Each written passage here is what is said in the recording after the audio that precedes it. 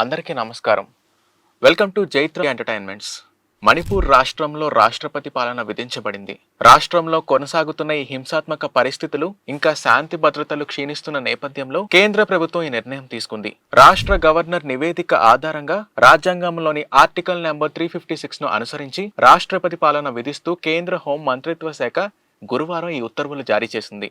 అసలు ఈ రాష్ట్రపతి పాలన విధించడానికి గల కారణాలేంటో ఇప్పుడు తెలుసుకుందాం. గత కొన్ని నెలలుగా మణిపూర్ లో జాతుల మధ్య తీవ్ర ఘర్షణలు కొనసాగుతున్నాయి. ఈ హింసాత్మక ఘటనలో చాలా మంది ప్రాణాలు కోల్పోగా వేలాది మంది షెల్టర్ కోల్పోయారు. రాష్ట్ర ప్రభుత్వం శాంతి భద్రతలను నెలకొల్పడంలో పూర్తిగా విఫలమైందని కేంద్ర ప్రభుత్వం భావించింది. ప్రతిపక్షాలు సైతం రాష్ట్రపతి పాలన విధించాలని డిమాండ్ చేశాయి. ఈ నేపథ్యంలో కేంద్ర ప్రభుత్వం రాష్ట్రపతి పాలన విధించాలని నిర్ణయించింది. ఇప్పుడు ఈ రాష్ట్రపతి పాలన అంటే ఏంటి? దీని గురించి తెలుసుకుందాం. భారత రాజ్యాంగంలో ఆర్టికల్ నెంబర్ 356 ప్రకారం రాష్ట్రంలో రాజ్యాంగ యాంత్రాంగం విఫలమైనప్పుడు రాష్ట్రపతి పాలన విధించవచ్చు. రాష్ట్ర ప్రభుత్వం రాజ్యాంగ నిబంధనల ప్రకారం పాలన చేయకపోతే గవర్నర్ నివేదిక ఆధారంగా రాష్ట్రపతి ఈ నిర్ణయం తీసుకుంటారు.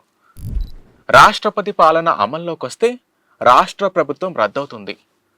రాష్ట్ర గవర్నర్ రాష్ట్రపతి ప్రతినిధిగా రాష్ట్రాన్ని పరిపాలిస్తారు.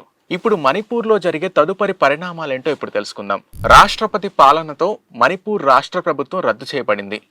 ముఖ్యమంత్రి మరియు ఇంకా మంత్రి మండలి తక్షణమే అధికారం కోల్పోతారు. రాష్ట్ర గవర్నర్ రాష్ట్రపతి తరపున రాష్ట్రాన్ని పరిపాలిస్తారు. పాలనలో గవర్నర్ కు సహాయం చేయడానికి కేంద్ర ప్రభుత్వం సలహాదారులను నియమించవచ్చు. మణిపూర్ రాష్ట్రం పూర్తిగా కేంద్ర ప్రభుత్వం నియంత్రణలోకి వెళ్తుంది. రాష్ట్రానికి సంబంధించి అన్ని ముఖ్యమైన నిర్ణయాలు కేంద్ర ప్రభుత్వమే తీసుకుంటుంది. మణిపూర్ శాసనసభ ప్రస్తుతానికి సస్పెండ్ లో ఉంటుందా లేదా రద్దు చేయబడుతుందా అనేది వేచి చూడాలి. శాసనసభ రద్దు చేయబడితే 6 నెలల్లో తిరిగి ఎన్నికలు నిర్వహించాల్సి ఉంటుంది. దీనిపై అక్కడ రాజకీయ వర్గాల స్పందన ఎలా ఉందో ఇప్పుడు తెలుసుకుందాం.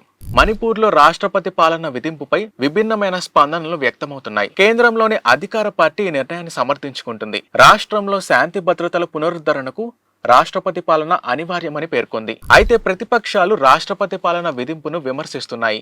ఇది ప్రజాస్వామ్య విరుద్ధమని, రాష్ట్ర ప్రభుత్వం వైఫల్యం చెందలేదని వాదిస్తున్నాయి. దీనిపై కొందరు రాజకీయ విశ్లేషకుల అభిప్రాయాలేంటో ఇప్పుడు తెలుసుకుందాం. రాజకీయ విశ్లేషకులు మణిపూర్లో రాష్ట్రపతి పాలన విధింపు అనివార్యమని అభిప్రాయపడుతున్నారు.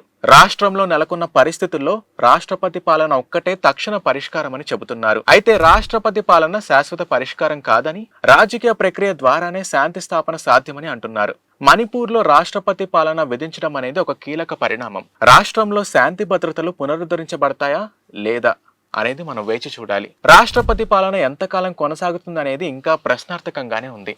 మణిపూర్ భవిష్యత్తు అనిశ్చితంగా మారింది. శాంతియుత వాతావరణం నెలకొనాలని, ప్రజలు సాధారణ జీవితం గడపాలని ఆశిద్దాం.